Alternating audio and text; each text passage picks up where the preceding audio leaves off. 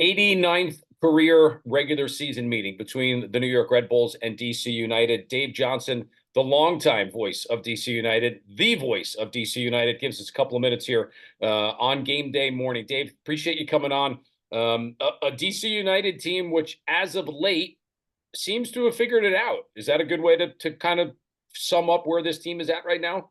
Yes. I mean, two things. First of all, 89th meeting you mentioned, and I think it's 107th if you throw in everything. But I no matter what number it is, I've been around for all of those. So now you just made me feel really old because it's unintentional consequences of longtime rivalries. I know, but isn't that great that we're celebrating both franchises being original franchises in Major League Soccer? But to your point, DC United, I think with what they needed to figure out was not creating chances. They've been doing that all year. It was managing games, and that again, this is not a team that changes its style, but it was important to finish out the game in Atlanta.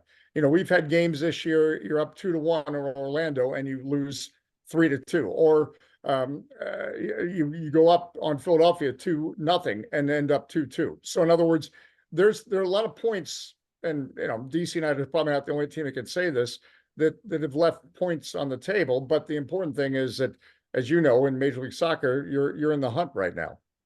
In the hunt for sure. And what a season so far for Christian Benteke, right? I mean, he has, I say quietly, flown under the radar with 11 goals only because of what's going on south of where we are, which is down in Miami, where all the attention goes. But he has been spectacular for DC United so far. Yeah, and I think it's something important to note here. He's been spectacular because of the way they play. In other words, you're seeing a production rate higher than he's produced certainly last year. So there's a narrative sometimes that it makes it sound like, and if you're looking from afar, I could see where the narrative comes from, where it says, all right, well, Benteke's got all the goals and he's carrying the team on his back. And as we watch with Bruce Murray each and every game, that really isn't the case. It's a team that the way they are playing is opening up opportunities for Benteke to score. I mean, when you think about it, you're getting 11 goals with two defenders on you. So that means other players must be doing something to free up space or provide service for Benteke, who is number one, and this stat will blow you away. Now, it's current as a couple of weeks ago. He's number one in the world in aerial duel percentage. And I remember when somebody said that to me, I said, wait a minute, the world. That's a big place, a lot of leagues. And DC United subscribes to some statistical analysis service. And yeah, he's number one in the world. Certainly he's number one by far in Major League Soccer. But he's he's not Peter Crouch. He's not 6'7" or whatever. It's the way the service that's provided, and then he has the timing for that service. And that's why, as we said in Atlanta, he had a head trick. He had 3 goals all with his head. Dave, one of those guys, former Red Bull player, Jared Stroud, who I feel like has had a sneaky good year, right? I mean, you look at his numbers, 1 goal, but to your point, 7 assists. He has been the guy that has set Benteke up often. Well, yeah, and that's just it. And that's what you're exactly right. What I'm talking about is it's not Benteke. Benteke's not getting 11 goals. If Jared Stroud and Aaron Herrera on that right side are not having that kind of dangerous partnership. In other words, if they aren't threatening, if then all you can do is put 4 guys on Benteke and try to close him down and whatever. If he's truly carrying the team on his back, but instead, what creates chances is movement, clever movement off the ball. And Jared Stroud has just been masterful at that, and his service.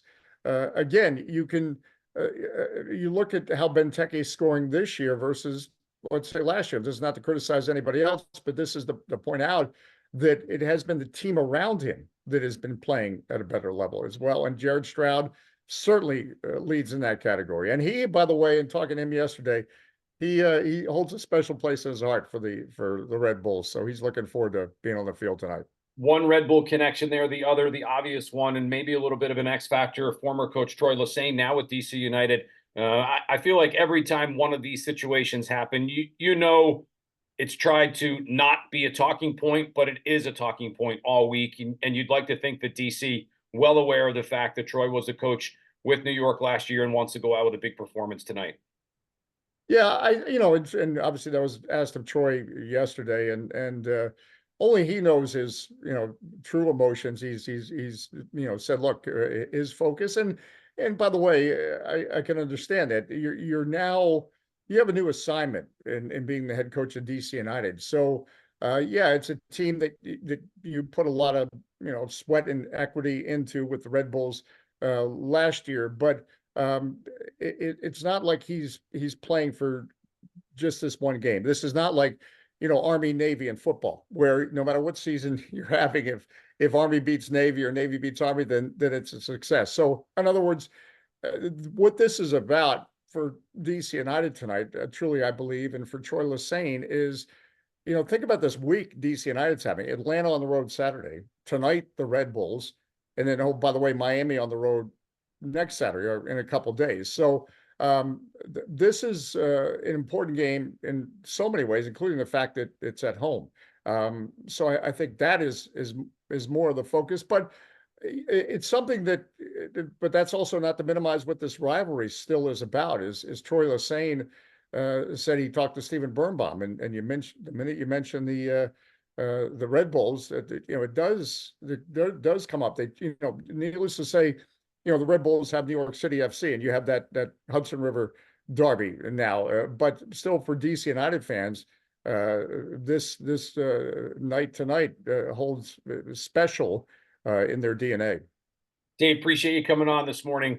Enjoy the rest of the day. Look forward to catching up with you later on. Hey, we got perfect weather for a game tonight. Seems to be the weather that always happens when these teams have played as of late. Little rainy, little overcast, little messy tonight over at Audi Field. Thanks, Dave.